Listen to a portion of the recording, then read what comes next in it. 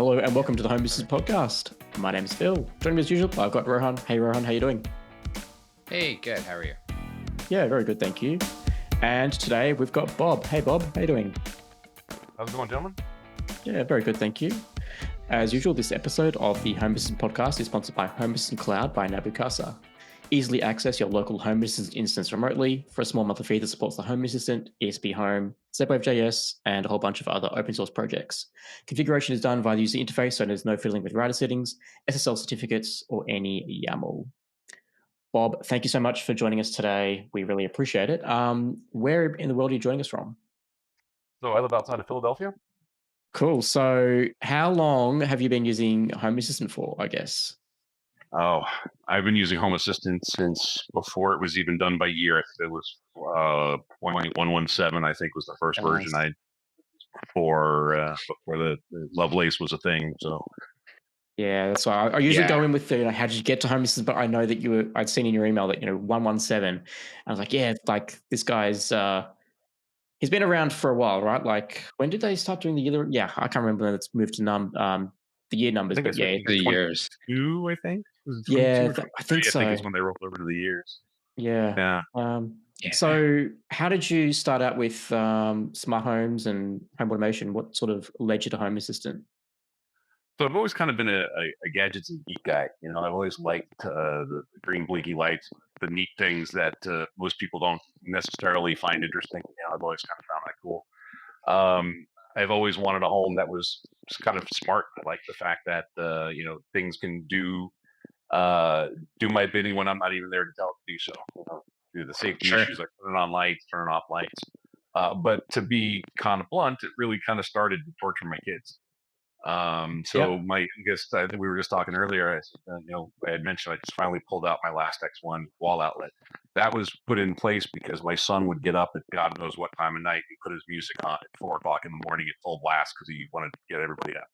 So a lot of what I did started early on with the Home Assistant or with the home automation was around kind of keep kids in line, kind of making sure that safety is working, like outdoor light switches when the lights, when the night's out and stuff like that. So.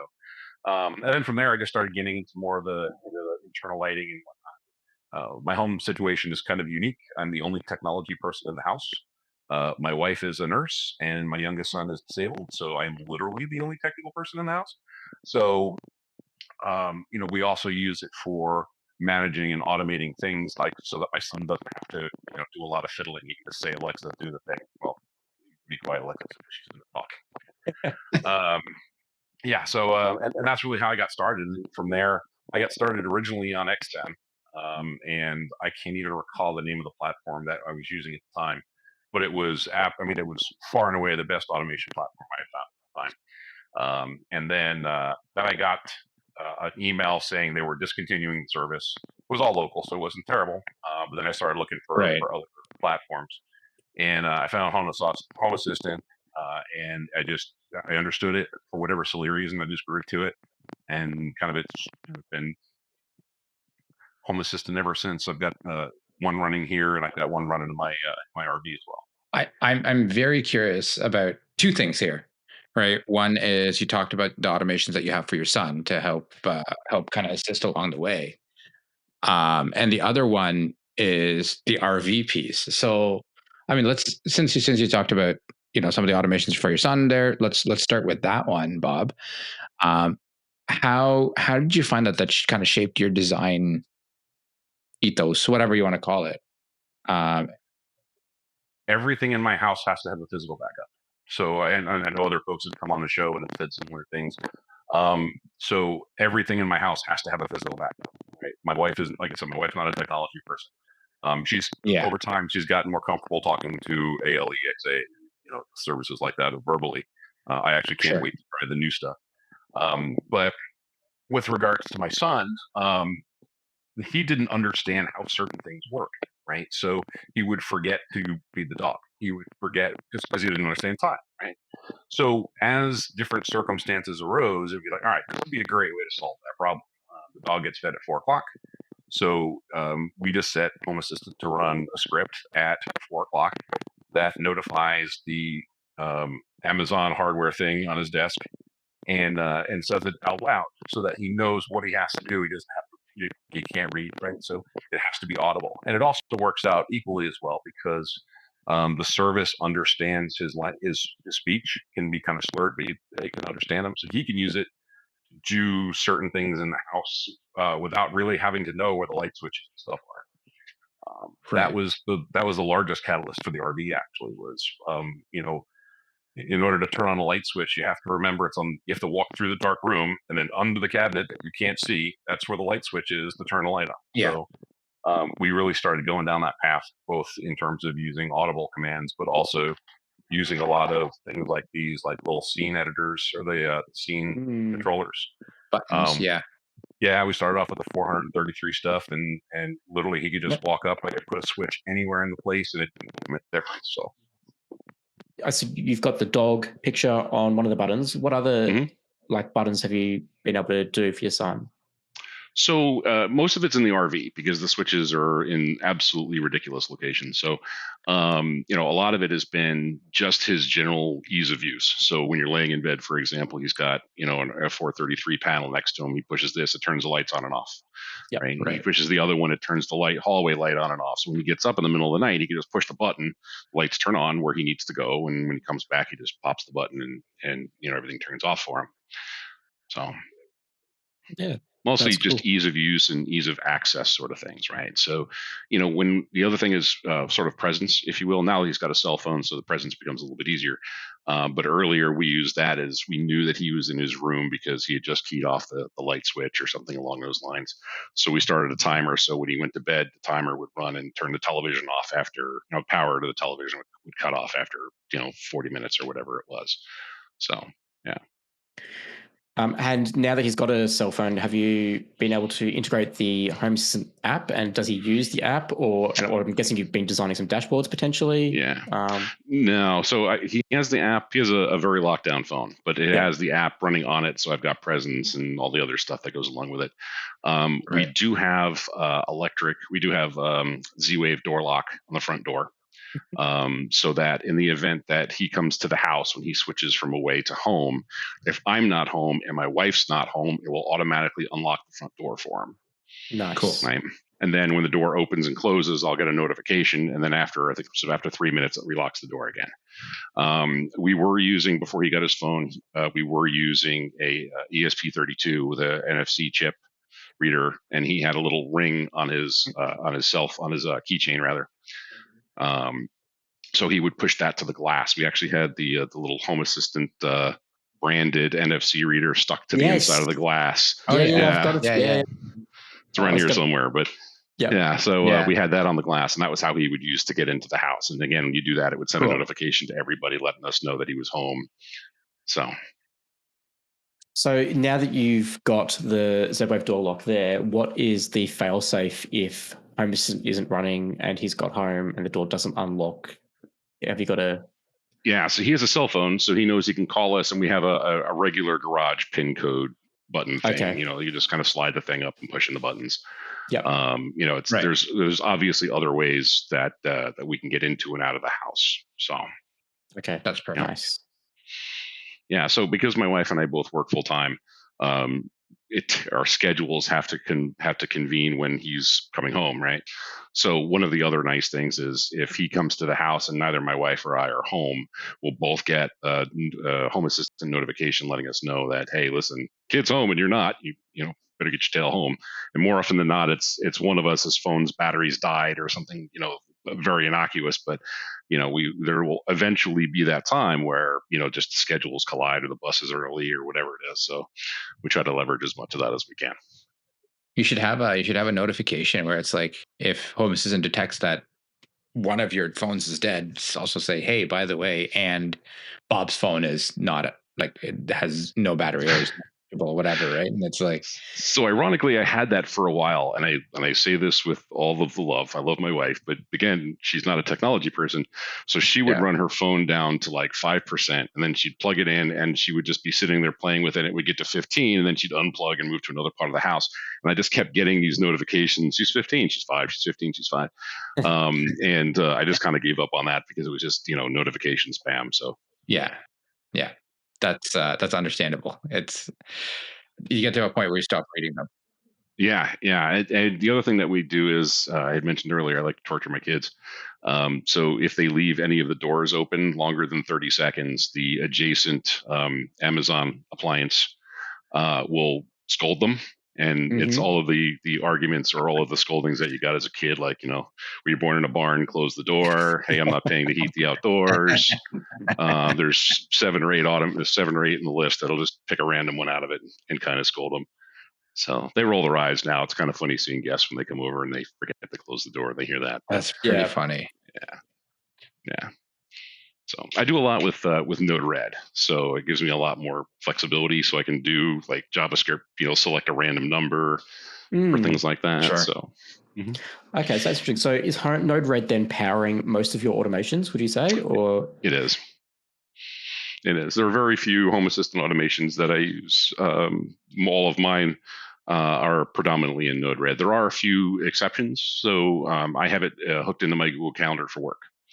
So in Home Assistant, I can say if it's 15 minutes before a meeting, right, then turn my traffic light on to yellow and have the Amazon device tell me I've got 15 minutes before my meeting.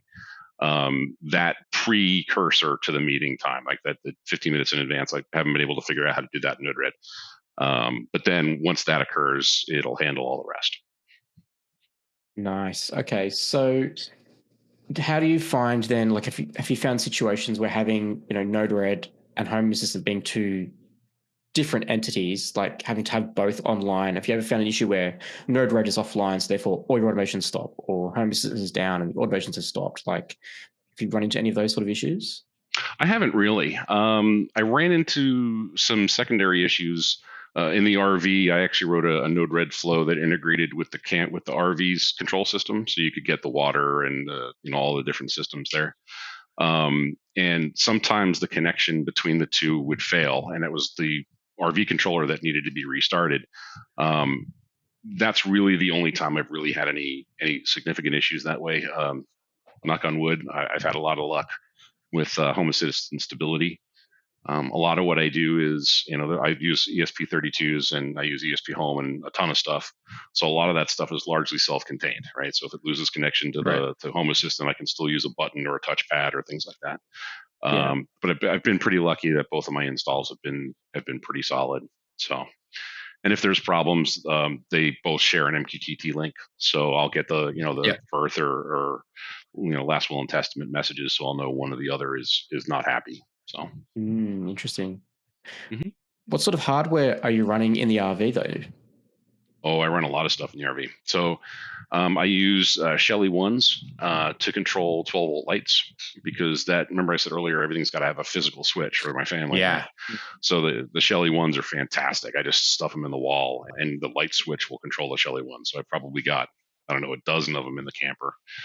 They fit in the wall behind the other switches, so that works out pretty nicely. I have a bunch of Zigbee sensors, so I torment my family with the random messages scolding about letting in the bugs and things like that. So I use Zigbee sensors in the camper for that, just because they tend to be a smaller, shorter range. They tend to work out a little bit better. But I use mostly Akara for the motion sensors, temperature sensors, water sensors, and door sensors. So I do have leak alarms in the rig. So if there's a water leak, and I've had them in the past, this is kind of built out of need. But if the water sensor goes off, for example, it'll set off an alarm internal. I've got a little 12-volt alarm that'll go off, and it'll kill water to the camper. I use a link tap sprinkler controller to run the main water feed into and out of the camper. So this way, again, if I trigger a water alarm, it'll kill water to the camper, and that's already saved my bacon twice. So I'm pretty happy with that. Yeah, paid for itself then. How do you deal with in the camper power fluctuations, or is it typically plugged into shore power and then you take it out when you're going somewhere, or like is that a Yeah, so it's largely so up until literally last week, we've been largely a seasonal camper. So we've been plugged into shore power. We haven't really had to worry about that too much. Last week, I was able to get a truck so we can actually, take the trailer to different places. But I do the way that the converters and the rigs work is you're largely running off the battery, even if you're plugged into shore power. So the converter will charge the battery, and then you draw off the battery. So I do have 12-volt regulators in the rig so that I'm always, regardless of the state of the battery, I'm getting at least reasonably clean power. I did find that a couple of the Shellys didn't like when the voltage got north of 14, so that became a problem. But so I do have reasonably clean power there. I do have 2 batteries in the rig also, so that'll let me know what's going on. And I have the wall outlet, so the shore power connection to the post has was it the Bulldog power monitor station? So it's like a surge protector line cleaner that is hooked into Home Assistant as well. So when that reports no power or a fault or whatever, it'll send me a message. So I can lose shore power. My Home Assistant stuff will be running off the 12-volt side, and it'll send me a text message or a notification that shore power is out. And then once voltage gets to a certain point, it'll start shutting stuff down. Okay. So, And then when you in the like you said, you transported it last week or whatever recently. Yeah, I recently right? got the ability to do that, but yeah, so. Yeah, and when you do that, is it just you shut everything down and then you move it across, or is it that it still runs on the power while you transport it, and then that way you still have connectivity and comms, whatever? So it'll run while the unit's in transit. So it'll run. It'll get enough battery off the truck that's towing it, so the batteries won't peter out. Which is kind of interesting because I have the router that I have in it does GPS, serial GPS messaging, so you can pull up the map and see where it is anywhere in the U.S. I still haven't gotten, I guess, enough votes in the Home Assistant world to allow for dynamic weather, for changing the home location for weather dynamically automatically yet, but that'll be kind of cool once that comes. I thought they did have that. Well, I know there was a few RV users that you could change your home location dynamically. You can change your home. Oh, it doesn't work for the weather component then. Correct. Gotcha. So I cheat. I actually use automation. I use Windy. So what I do is I store all of I use a lot of MQTT with my ESP Home and Node-RED. I store it MQTT. So as it moves, it updates the MQTT information, and then that builds a dynamic dashboard out of Windy. So it actually will give me the weather in Windy, but it won't give me the weather forecast native to Home Assistant. There's got to be a way to do it. Probably wouldn't be considered normal. Is there a template weather component? I'm wondering, or an MQTT weather provider? I'm wondering if you could then just build out a weather platform over MQTT, right? I wonder if you could just make a service call to update the GPS, right? It should be just a API. Sorry, take the GPS coordinates and then dump it into the weather component. Well, I haven't been able to do it in the weather component, at least not as far as I know so far. We run a Facebook group called DIY Smart RV, and it's mostly Home Assistant folks that are trying to figure, things that are very specific to RVs. And that's one that we haven't quite been able to figure out yet. Well, we have been able, obviously, with the API, or with the service call rather, we can take the GPS coordinates and change the home location of Home Assistant dynamically. So that works out really well. I used to have that integrated with my electronic door locks, so that when I came into the campground, as soon as I showed up his home, it unlocked the door, so that when we got there, the air conditioning was running and all that other stuff. So, we've done some neat stuff there. But the weather is the part that I think there's a lot of folks that would like to see happen.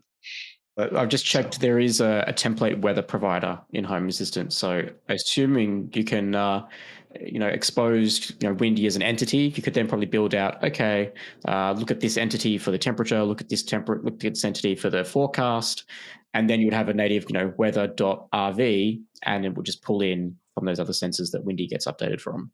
So the way we update Windy is we just pull the web page and we plug the GPS coordinates into the URL. But if there's a way to do that natively, that would be huge. That would be awesome. Yeah. So I think as long as you can get the data over MQTT into Home Assistant and then use a template to expose those entities, you should be okay. Yeah, that will win you lots and lots and lots of brownie points, Phil, because there's a lot of folks that I know of that it makes them absolutely bananas. Templates have frustrated me, so shout out if you want some help with that. So, I'll pass that up the food chain to the guys in the group, and we'll see what happens. There you go. Cool. So I guess you've got your RV sorted, and do you move the RV often enough that would justify needing? Like, are you using it all the time, or is it just on holidays that you want to get all this local data? So up until recently, for the last several years, it's been largely permanent. So it's been in a place down at the shore. I do take it on 2 trips a year. So that was where the weather piece, at least for me, came in.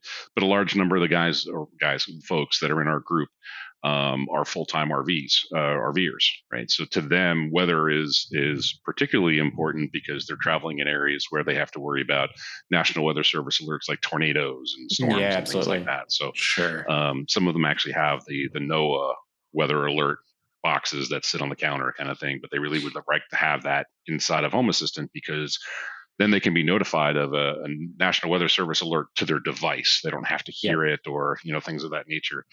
So that's kind of one of the real catalysts for that. So that engages your presence, because if you can move your presence, and you can, then you can link. If I'm in the camper and this weather alert is going off, then that's less of an issue. But if there's a weather alert for high wind and I'm not at the camper, I better get back to pull awnings in and things like that. So there's all kinds of weird RV things that come into play there. Yeah.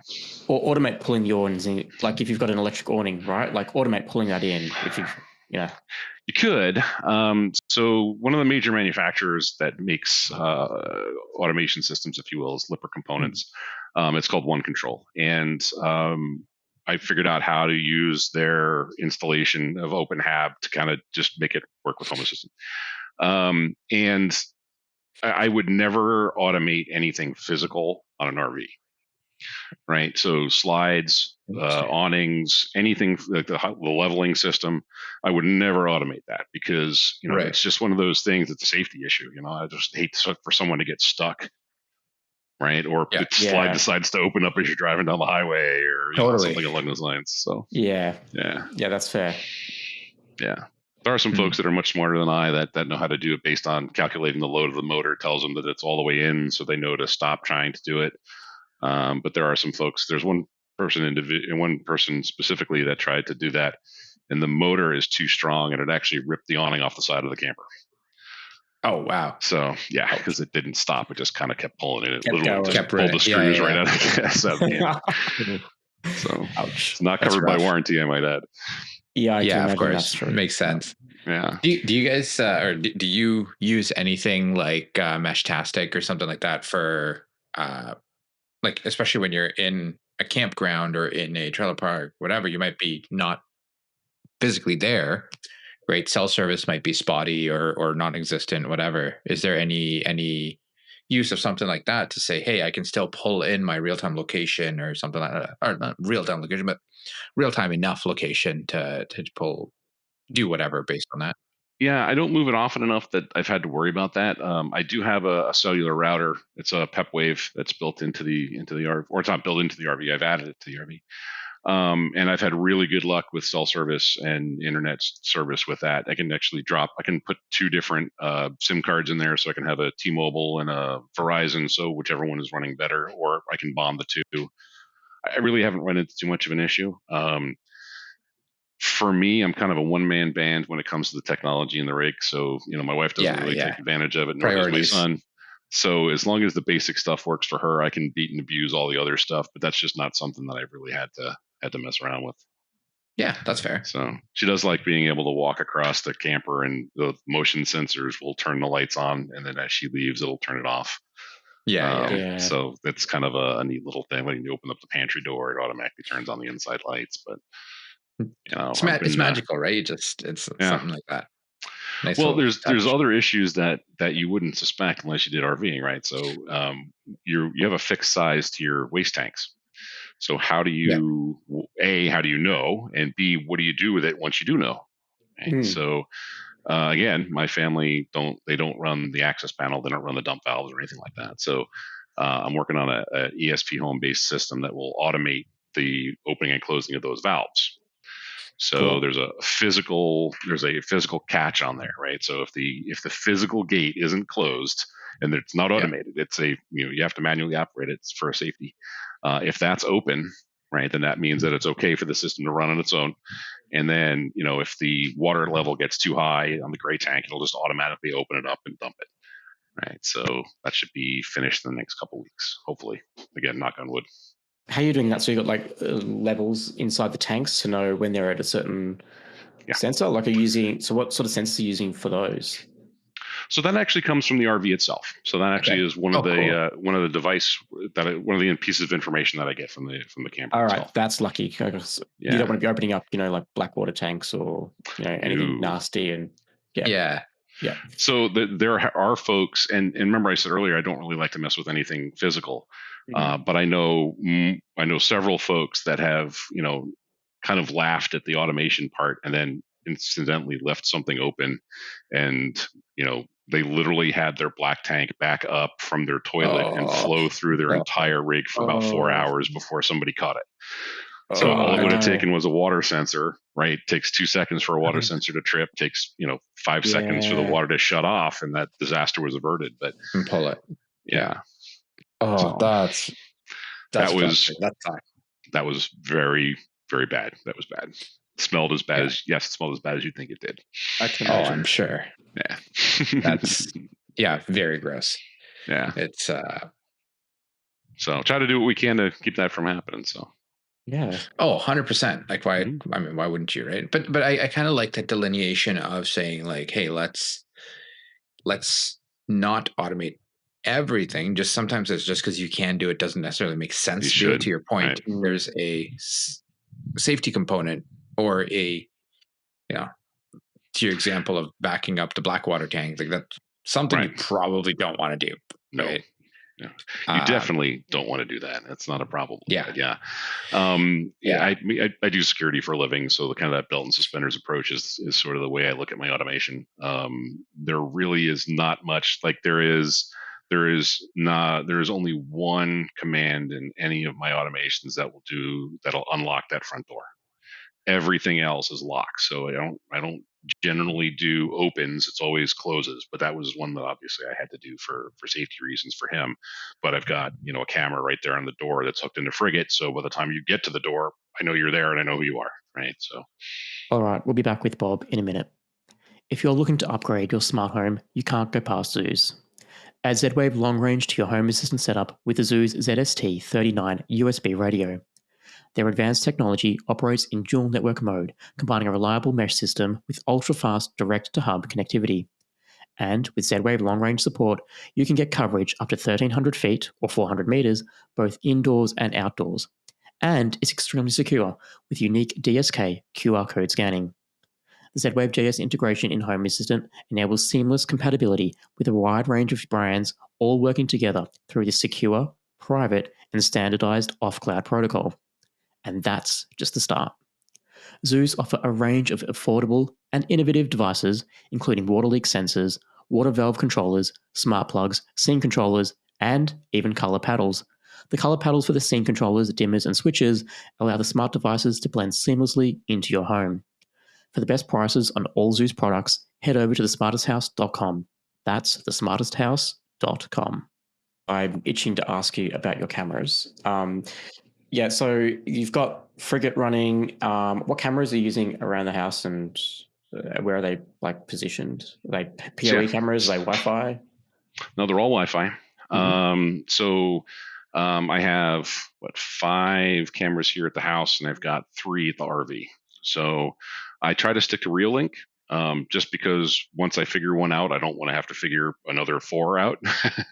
And I've had really good luck with the Reolink. So I have 2 Reolink duos. 2 Reolink duos, a number of the E4s, and then I have the Reolink doorbell as well. So, and I have all those feed into Frigate. I have a local Frigate instance here in the house, and I've got one remote in the RV.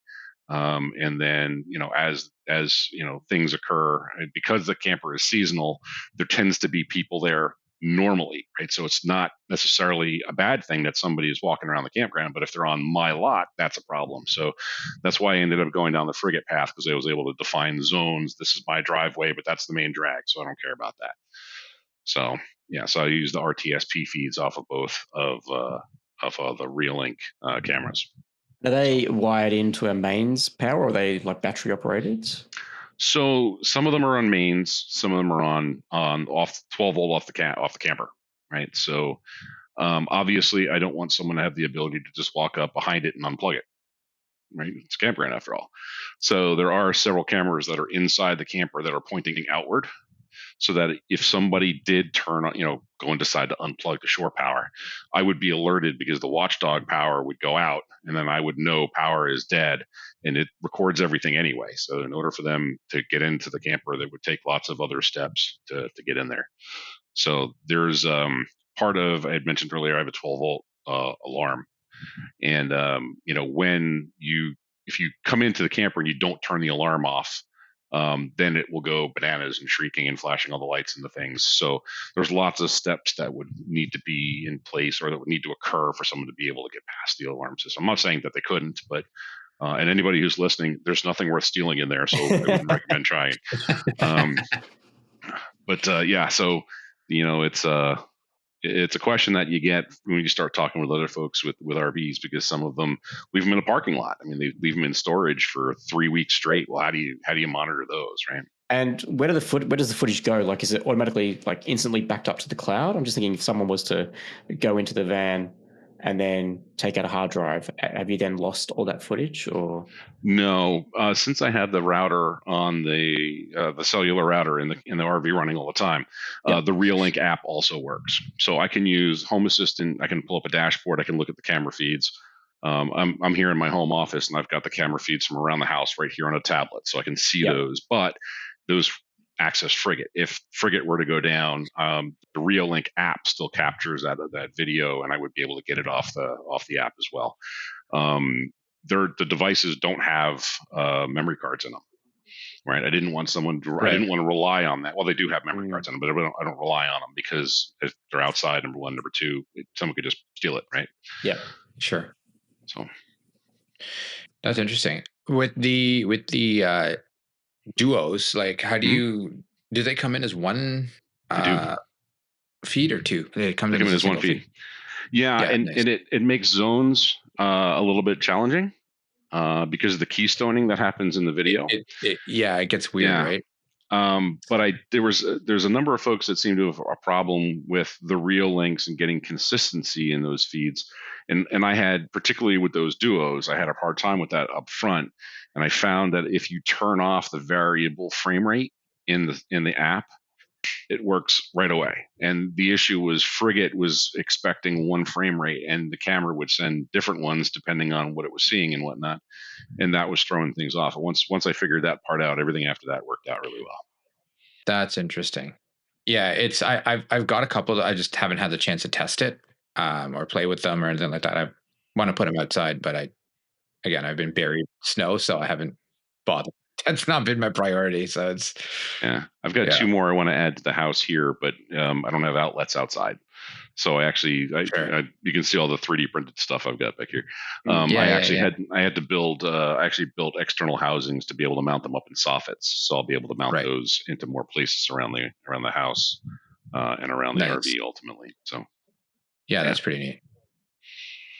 Yeah, I like it. It's I do a lot of stuff with it, and things probably folks wouldn't ordinarily think of, because I've just been doing it for so long. It's just kind of grows organically, right? You're like, why on earth does the bathroom light stay on for 4 minutes? Oh, I remember why I did that. And so you have to start putting comment nodes into Node-RED as to why you did the thing. Hey, this is why you did it. Yeah.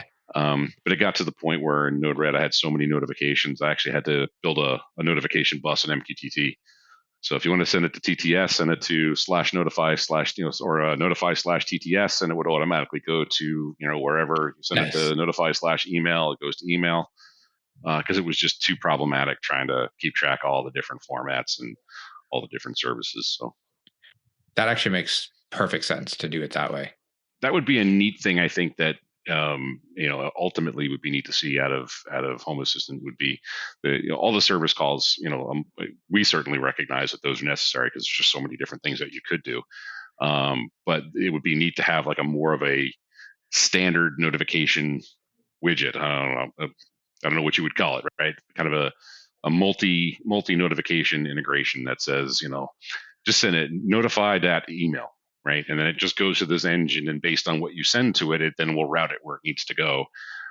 So that works across Node-RED, works across MQTT, works across, because there's a lot of nuances that you run into, at least that I've run into, particularly when service calls change or the data payload, the payload changes. That tends to cause all kinds of agita, but it's certainly getting better, that's for sure. I think the closest you've got is like a notified group where you can put, a phone app and a speaker, a TTS into a group, and it will go out to those different places. But I think we've all got our own sort of notify sort of queuing system or script helper, whatever, to manage it a little bit easier. Yeah. I don't use it as much as I used to. Again, going back to the harass your family methodology earlier. I had my kids had different days they did laundry. So my son was Tuesday and my daughter was Thursday. So I would know whose day it was. So when the washing machine stopped, I would have it send them a notification every 30 seconds until the dryer started. Right. So this way they would kind of make sure that they kind of kept it rolling. And then, that worked out well. But since it's largely my wife and my younger son and myself, we don't really have those issues so much. So now I really kind of use it more for casual energy monitoring. That's one of the things that I want to lean on a little bit more in the RV, is getting a better understanding of what units draw what kind of power, and for more of a power management system there. But unfortunately for the RVs, there really is no easy integration that will get you, a substantial path down the road, right? So a lot of one-offs, and a lot of the skins are aluminum, which means, anything you want to do inside is largely isolated from, being a nice big fat Faraday cage. So it's a different set of challenges, right? I think it's and especially when you have both, you have a home and you have an RV, then it's like, okay, I do it this way here, I have to do it that way there. No real standardization on. I cheat. I use MQTT across the two. So I actually work for Cloudflare, so I get all kinds of tunnels and stuff. I get to play with all that stuff. So I still have Nabokasa for both of my instances. That would be another neat thing, by the way, Nabokasa. Let me have multiple instances per email address. Just saying.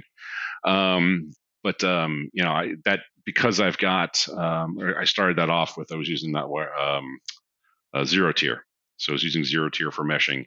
And that allowed my two instances to talk at each other. They're not really integrated, but they each of the looks for the last will and testament or birth messages from the other, so that we can figure out if the link goes down, if the whatever happens. At least we've got some visibility there. And unfortunately, being where my RV is, it's not like I can just open the door and push reboot or whatever. So I actually just had to go pick up my Pi today from the RV because it decided to shuffle off its mortal coil. So if you guys have any suggestions other than a Nook, I've got a Dell 7070 down there that I'm going to probably load it up on.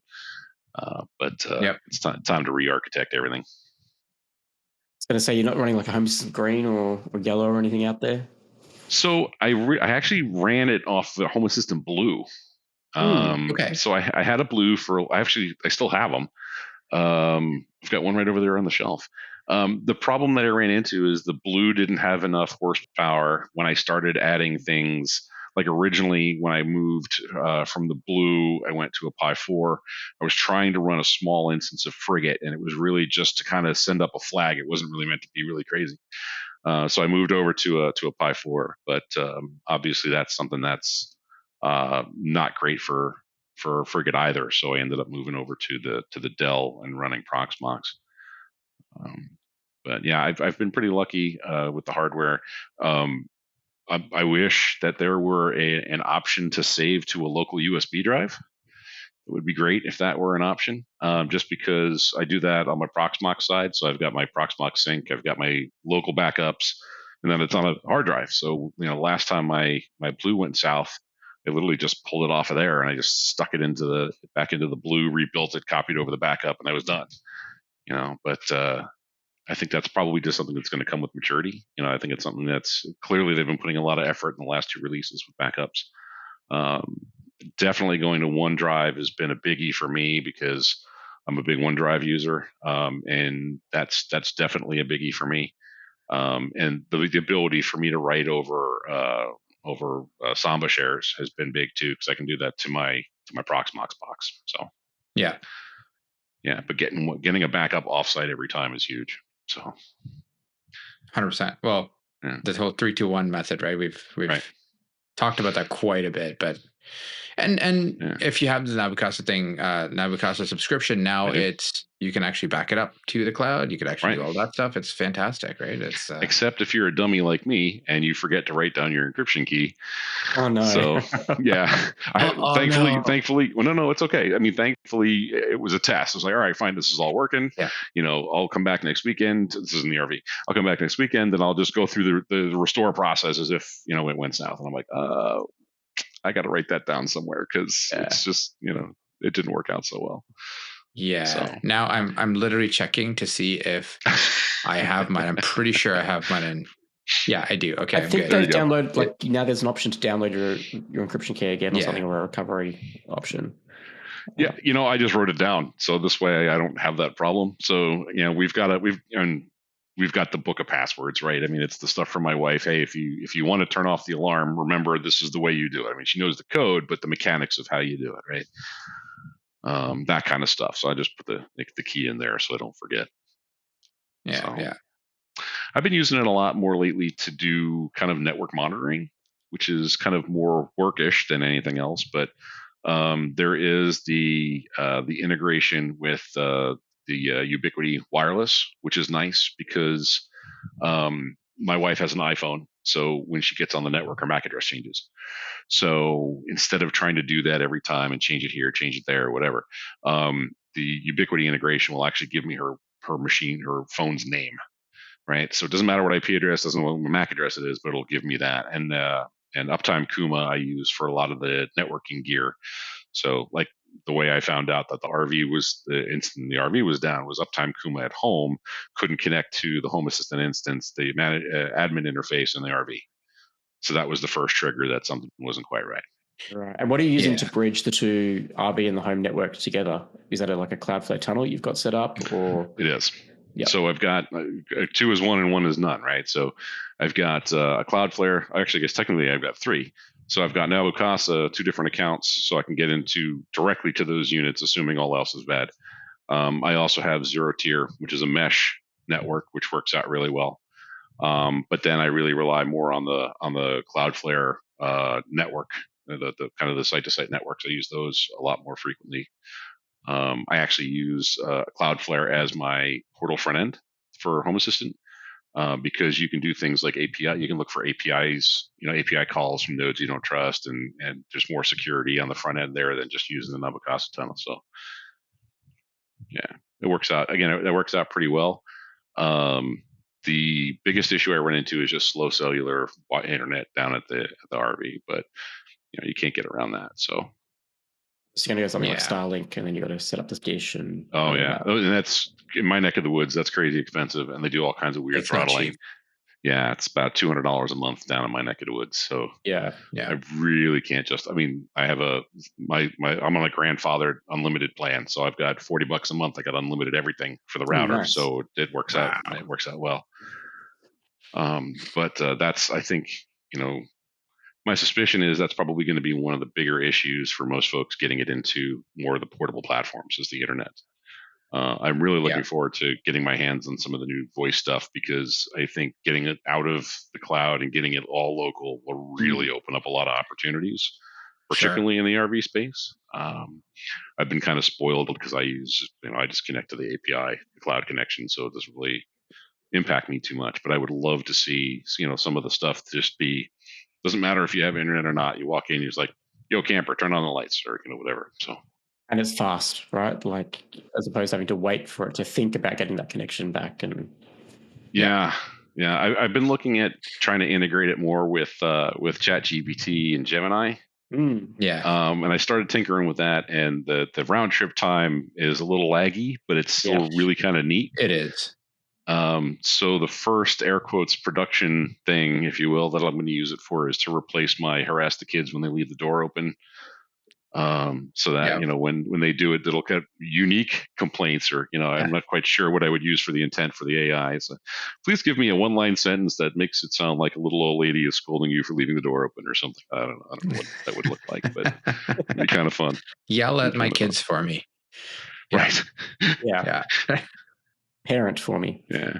That's right. That's amazing. So tell me about your alarm system. So I'm guessing that is a central part of your house, right? So if your son comes home, his phone changes from away to home, door unlocks, does that also disable an alarm if you have one? Or it does. So there are very, very specific circumstances that will not trigger an audible alarm, but start a timer. Okay. So if certain conditions don't occur, then it will. Right. So in his case, when he gets back to the house, if the door is not locked, it'll unlock.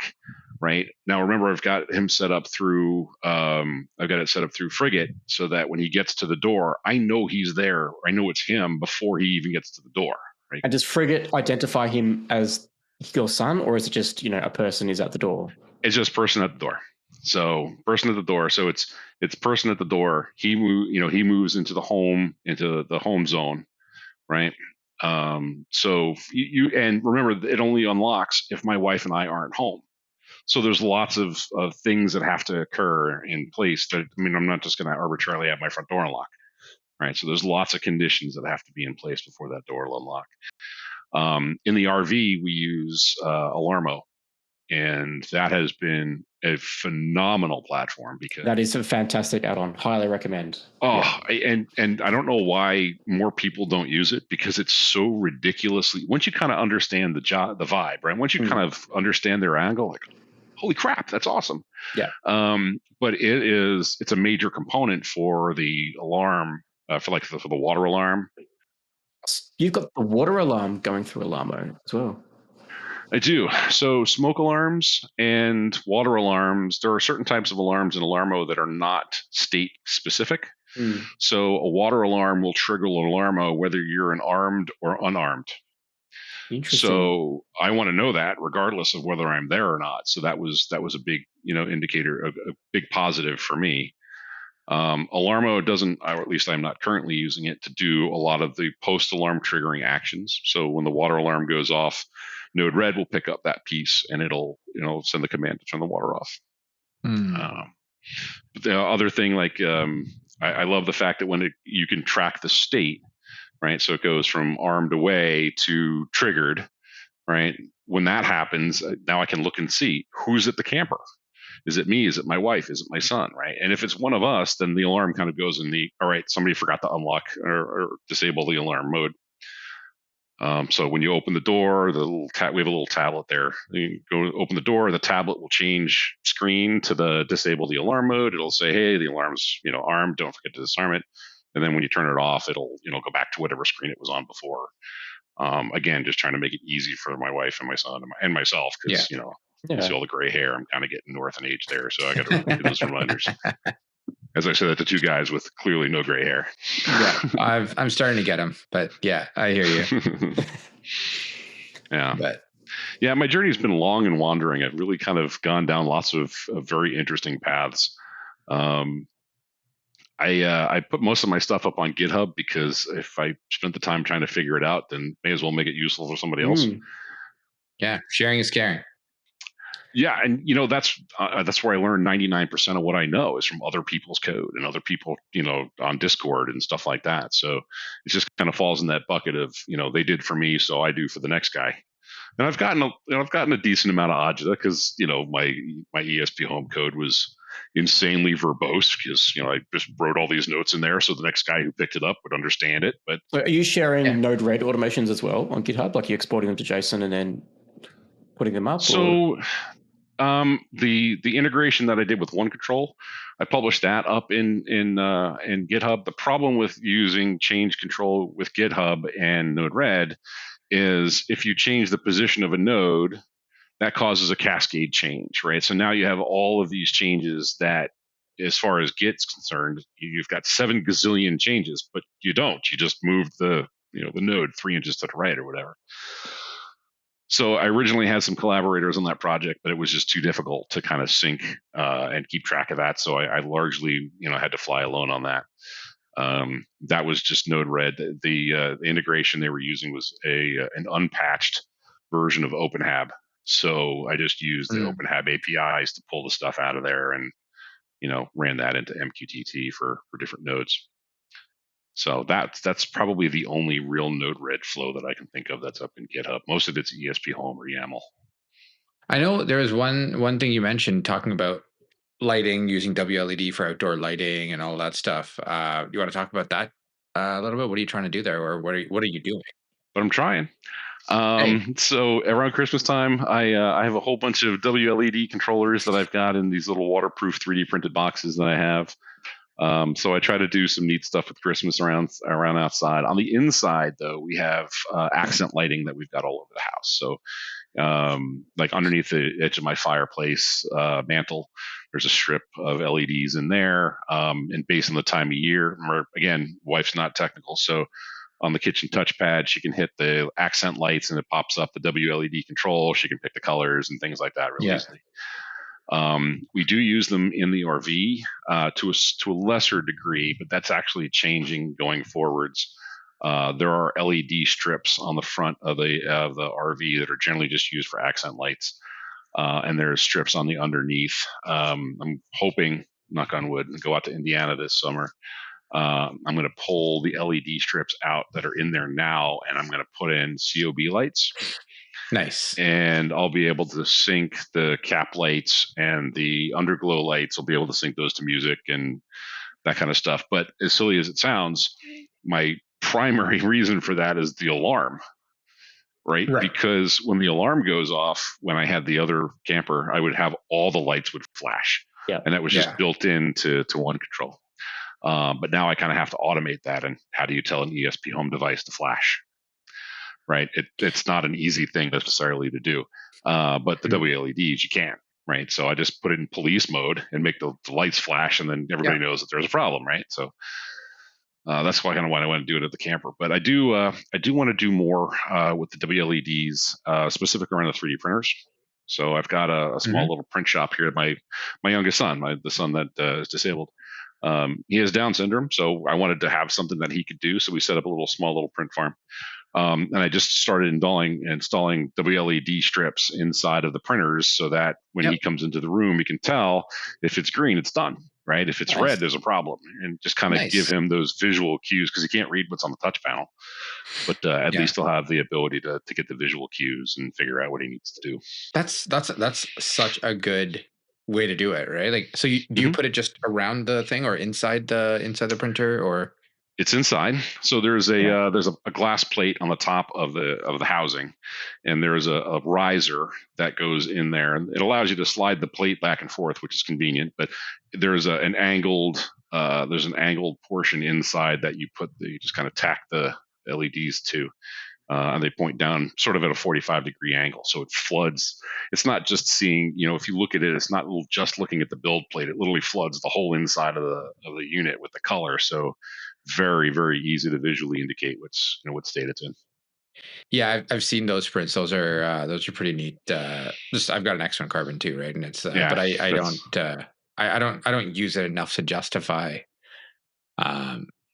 printing something like that, where I'm like, oh, this will be cool, and I'm like, I'm going to spend more on PLA or in Petchy or whatever in printing that than I would in actually printing whatever I print, right? And it's, so you're applying resourcefulness, appropriate use of resources and time to this hobby, really? I know.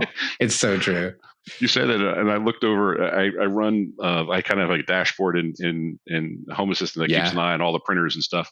And I was just looking over here. It's like you're talking about that. I've got they're named after the Three Stooges. Larry's got almost 3,600 hours on them. Mo's got 1,600. Curly's got 1,700, and Shemp's got 12. So I That's don't think you funny. got any worries, man. Just go get cheap PLA and make all kinds of crap. Yeah. Oh yeah. I've got a bunch of PLA. It's stuff, right? It's like, I'm like, okay, what do I make? And it's in my head, it has to be functional, but it doesn't. You like Legos? I love, yeah, I know, right? And then I Yeah. was actually looking at a Stormtrooper today that I was like, oh, that'd be kind of cool, whatever. But Yeah. anyways, I digress. I use my. This is going to sound kind of cheesy, but I use my. A lot of the stuff I've been designing lately has been for automating on the camper and automating at home. It's just parts and part. The dump station I was telling you about earlier, the automated dump valves. The ability to kind of add ESP controllers to things that it wasn't designed to do, and do it in a Sure. dark, muggy bottom of the camper has been pretty handy. So. Are you about that? Are you doing any like custom PCBs or anything like that? Or are you just kind of soldering and doing what you have to do, kind of? Custom PCBs. If by that do you mean the pile of PCB boards over here that are absolutely gorgeous that I completely screwed up when I ordered them? They shipped them exactly the way I asked them to. They're great boards. Don't get me wrong, but I just did them badly. I started off with WLED controllers, so you just snap the D1 mini in the top and D4. All the wires were already on, already all set up there. And there are some of the PCBs that I've got are very basic because I'm no whiz with it. But Sure. when I get closer to the completion of the dump valves, that's all going to be custom PCB because that's Nice. it's H H gates, it's all kinds of stuff and relays, and it is a hot mess as it stands right now, but it's at least better than nothing. But I do want to kind of make the PCBs for that. So do you get them like soldered or anything like that, or do you do it yourself? I do it myself. Nice. Yeah. Right now I just get the regular PCB boards with the large copper rings around the outside of each of the holes so that you can connect them with just a little smear of solder. But that works for prototyping and stuff like that. And once I get far enough down on those, I'll get those, properly printed. So I've got between the dump valves, I've got a couple of I don't know if you guys for your garage door openers. I'm lucky; I never had to deal with my queue. My garage doors are open enough that they're old enough that's just connecting the wires. But I made PCBs for those because I wanted it all to be nice and neat. And if something broke, I just wanted to pop it out and pop it back in. Yeah. So. Yeah, I totally got that. That's the stuff I'm enjoying lately is a lot of the ESP home stuff because I like I'm learning how to do substitutions and I'm going to do the includes and just the ability to do the packages in ESP home. It's like, holy crap. I've been doing that on Home Assistant for forever, but it's a real big help on the ESP home side. Yeah. So. It is a pretty cool platform. There's a ton of development that's still, it's still improving. It's still getting easier, getting better, and adding more stuff to it, which is great. Yeah. So what do you guys use? I mean, I think on every episode I've watched, you guys are the ones generally asking the questions, but how do you guys use it in your homes? Use ESP Home? No, I'm sorry, just Home Assistant in general. Home Assistant. Yeah. I mean, I hear you mention anecdotes during the course of different sessions and stuff like that. Like, I do this, but I don't know how you guys are, wrapped up in that. Frenck just turned the table on us back in December. Yeah. He did a whole interview on us. Good episode to watch if you want to dive into it. But I think I've got two kids, 2 young kids under 5, and a wife that very graciously lets me automate as much of the house as possible. So blinds, lights, thermostat, aircon, it's all automated, right? Nice. So I'm just constantly looking for new things to automate. I'm thinking of getting to a point though where I'm running out of things to automate, if that makes sense. It does. I've just ventured outside. I'm starting down the irrigation route. I've got smart irrigation in place. I've done some garden lights, got that automated via Zigbee smart switch. The only thing I'm thinking of now is maybe like a robot lawnmower. I'd love a robot lawnmower. Okay. But there's always integrating with Frigate to notify you or turn on a sprinkler when your neighbor's dog is crapping on your yard. That's a good idea. Yes, actually, I do want to do run some Ethernet ports and get some cameras up around the house. That is my next mission, I think. Cool. Yeah, for me, it's again primarily just quality of life stuff, right? Like again, lights and nighttime modes and all that kind of stuff. I actually invested in one of like a Google Pixel tablet with the base and everything like that. So that's in the kitchen, which is nice. So I was never a tablet dashboard guy. Uh, but I do quite like it. But other than that, yeah, same thing. I got some blind automations, like my blinds in my office here that are just next to me. Those have the SwitchBot tilts on them that are driven by BLE with ESP Home through BLE proxy. Other than that, yeah, it's mostly just again quality of life stuff, right? Ton of notification stuff. Especially when people are outside. I've actually completely like unplugged the doorbell. Now I just rely on the Amazon Echoes to just say somebody's person detected at doorbell. Right. Right. I've got the Real Link doorbell as well, and it's Nice. that kind of stuff that I don't know. I for me I'm annoyingly practical, so it has to have value behind it, right? I'm not a shiny thing, or I have again shiny things that I love to tinker with and stuff like that, but that's like a play with it and then put it away and don't do anything with it. But yeah, it's mostly practical. It's mostly that kind of stuff. That's a ton of stuff around presence. If I'm home, if I'm not home, if my wife is home and not home, what do we do? How do we do things? Whatever. Right. I did have an alert just for myself where when my wife is home, it's like, hey, send me a note saying that send me a notification saying that she's home, and then based on that, I could do whatever. And it's usually just because it's faster than her stopping, parking, and then texting me, being like, "Hey, can you help me bring the groceries in?" Or Right. like that. Right. So I'm like, okay, it gives me like a minute heads up to pause whatever I'm doing and then go outside and get help her with whatever or whatever it is, right?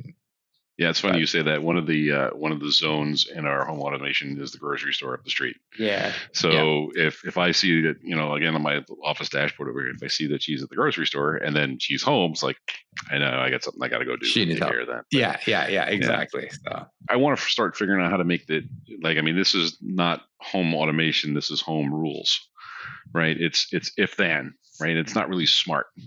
And that's the piece that I really want to start looking at. So Paul Hibbert just did an episode recently on integrating with AI, and there's a lot of really neat pieces in that episode that I could see a lot of benefit from, particularly because I'm a tech person. I remember to say, "Hey, Amazon thing, turn on the lights to 25%." Right? I remember the construct. I remember the names, right? The entities. And a large part of his episode was him just using random words, not using specific entity names, not using specific zone names or functions or anything like that, just saying, "Hey, would you do me a favor and turn the lights on for me real quick?" Things that would not work with any Amazon based request. So I want to start looking at how to integrate that, because I think that's probably one of the biggest frustration points with my family is remembering the specific name of the entity, right? The syntax, right? You've got to specify Right. to the voice assistant to do it to get, Whereas you should be able to say, "Hey, I'm feeling hot," and it should know to turn the aircon on.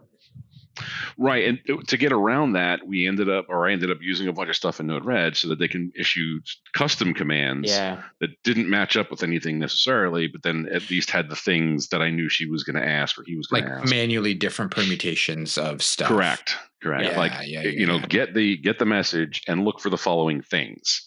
Right. If it has this and it has that, and then, I used to use Bayesian filters way back in the day and I don't use them anymore. I probably, should have gone back to those. But just trying to understand what the intent is. And again, Paul's episode was fantastic where he was just, asking ChatGPT and it came up with great answers. So, especially Rohan, if you've got the Real Link stuff, right, I'd love to get, that hooked into Gemini or to ChatGPT and say, what is that? Because I want to know, is there somebody standing on my doorbell or is it just Amazon just dropped off a box?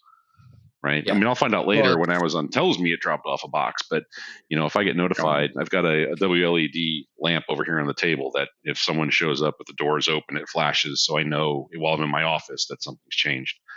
But if I wouldn't care if it was smart enough to know that it was just an Amazon dude dropping a box off.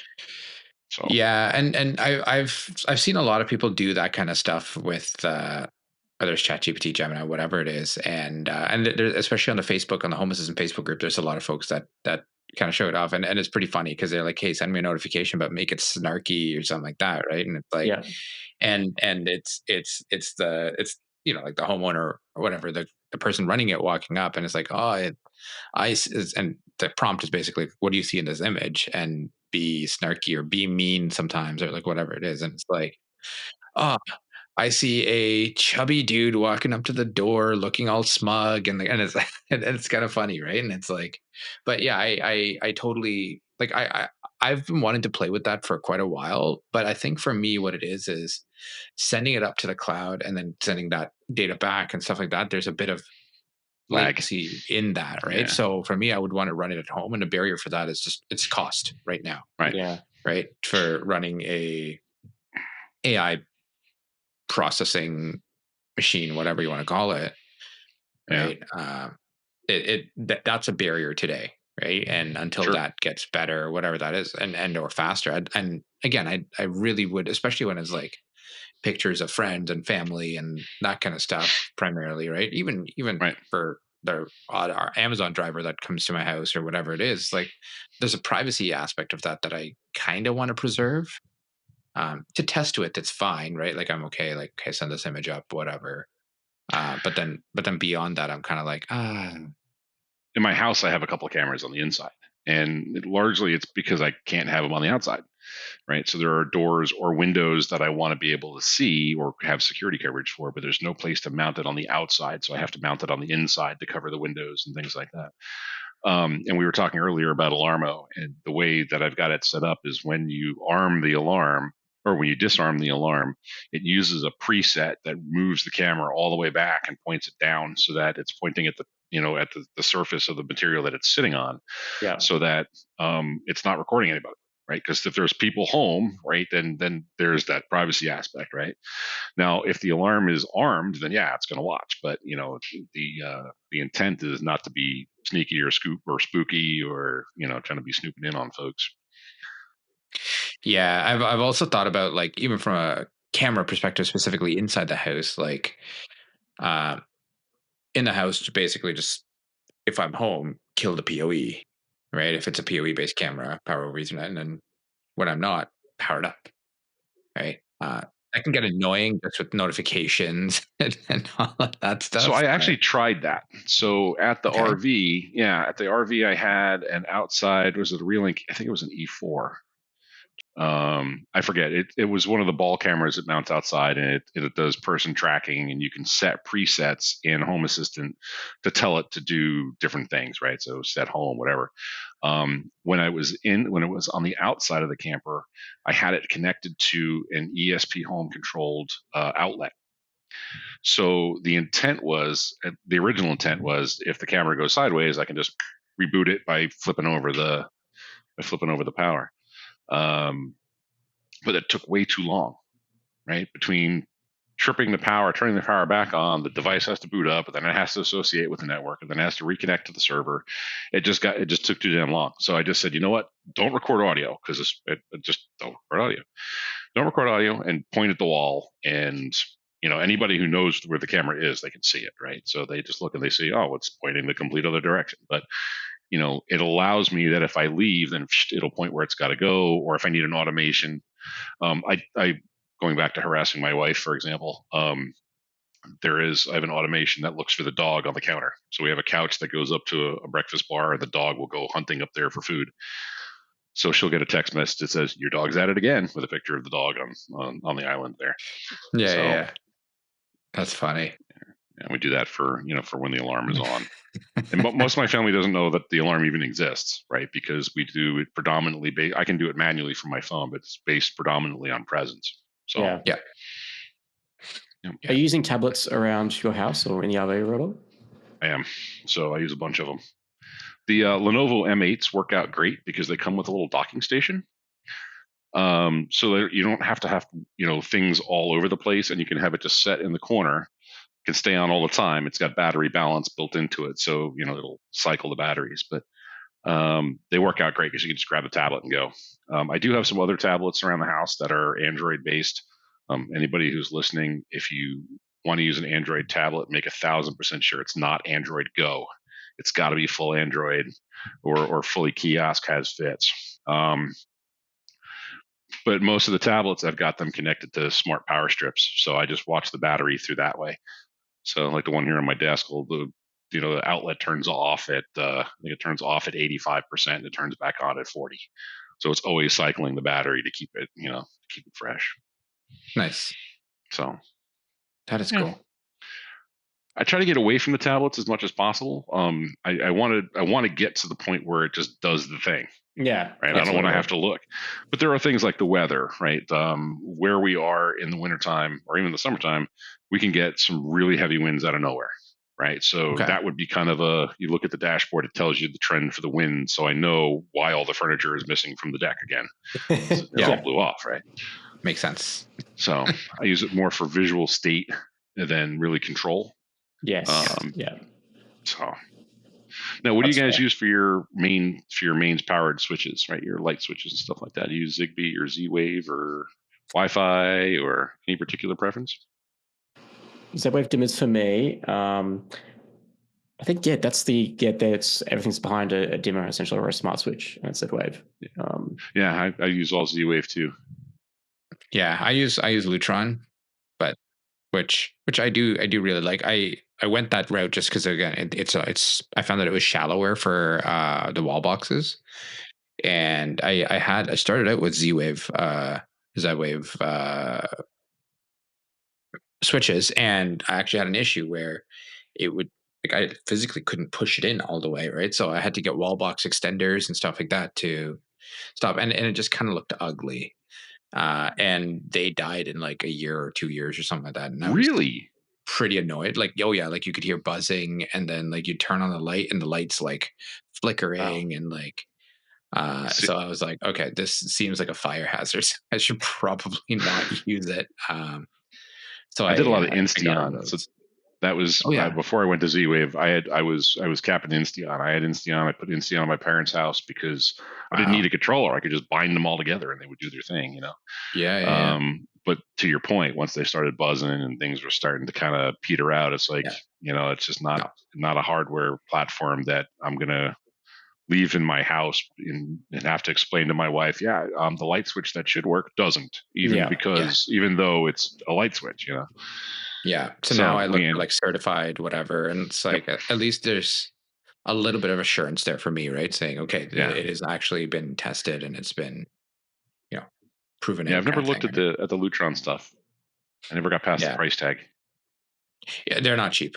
And it is annoying how expensive it is, right? Like but it is, I guess, it's a price you pay, right? For sure. And if it offsets the cost of replacing the Z-Wave one twice, then you're still breaking even. Yeah.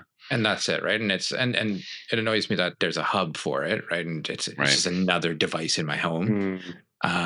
And because it uses some proprietary offshoot of something, I don't know, Zigbee or something like that. But again, can't win them all, right? It's I use it for the form factor, but you know what? They've worked great. The dimmer, every time you turn it on, you get that like aura of on and swell, off. And yeah, which is kind of, I don't know, it's a little nice to have, luxury kind of thing.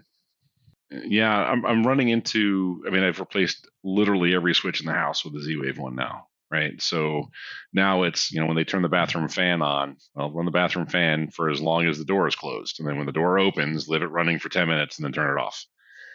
So I use most of the switches in sort of that kind of approach. Right. I'm running into lots of stuff that is not easily controllable. Right. It's stuff that, like the ceiling fan that I have here in my office, it has a remote control. Right. But it's not 433. It's not something I can easily spoof. So it's one of the only rooms in the house that I have to go and, push buttons on to make it actually, to make it work. And I don't have any state. And it has a remote. Yep. Interesting. IR maybe? No, it's not IR. So, early on, I did a lot with 433. So I actually still have them around, the little sawn off RF bridges. And they're flash with the Portage firmware and, and ESP Home. and you could do anything with those. I mean, it was fantastic. I mean, the amount of things you could do with that was fantastic. Yeah. But not everything's on 433. So when it starts getting into other frequencies, I'm not an RF guy, so I don't really have a whole lot of ease of using that. But this was the office that I was really trying to like fully automate. I've got an ES presence over here on the deck on the office table here. I kind of had this vision of coming in, if I'm wearing my watch or I got my cell phone, the lights will automatically come on, the traffic light will automatically come on, and I just haven't been able to get it, to figure out how to get the light working. So I've got a desk lamp here, but the big one on the fan on the roof, on the ceiling, I can't get to work. I wonder if you get a software-defined radio like an SDR and try scanning through that if it shows. I have one. So I use RTL. I use RTL to MQTT, I think is what it is. Yeah. And I found that so on the Sonoff, you could broadcast if you had the Portiche firmware on the radio, right? And that was how I originally integrated in the original RV installation. I actually used that. I could control the door locks remotely using the Sonoff RF box.